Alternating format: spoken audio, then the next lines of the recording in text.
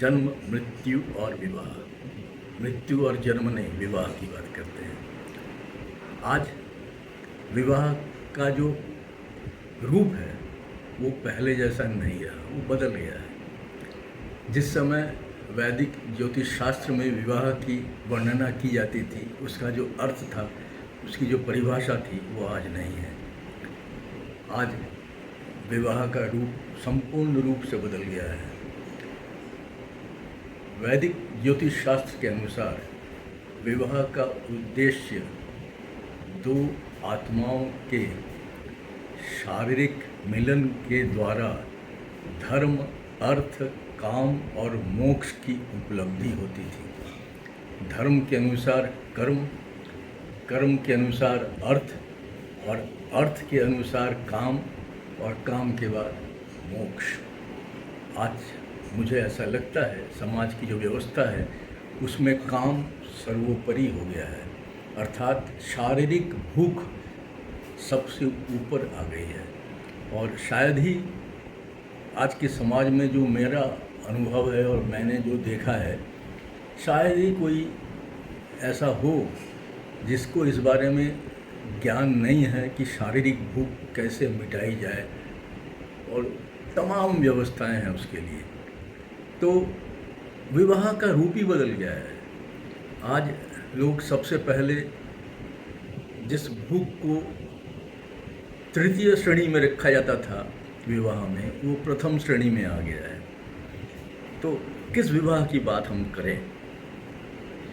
इस तरह से देखें तो अगर सच्चाई, तो कौन ऐसा है आज की तारीख में समाज में? बहुत कम होंगे, सबकी बात मैं नहीं कर सकता, जिनको ये पता नहीं है कि काम की इच्छा कैसे पूरी की जाए, और इसके लिए किसी के सहायता की आवश्यकता भी नहीं है। आज के समाज में ज्ञान भरपूर है। अब सवाल यह है कि जब जो सबसे प्रमुख, सबसे तीव्र इच्छा है विवाह में, जो कि उस उम्र के हिसाब से होती है, वो है काम।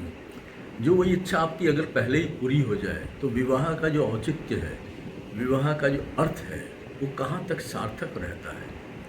तो जिस परिप्रेक्ष्य में विवाह की बात होती थी, वो परिप्रेक्ष्य आज की तारीख में अब नहीं है। तो न कोई धर्म के अनुसार चलना चाहता है, न कोई धर्म के अनुसार अर्थ उपार्जन करना चाहता है, और उस अर्थ का भोग, काम, इच्छा पूरी करने के लिए, अर्थात काम मतलब शारीरिक भूख नहीं, और भी बहुत सारी इच्छाएं होती हैं।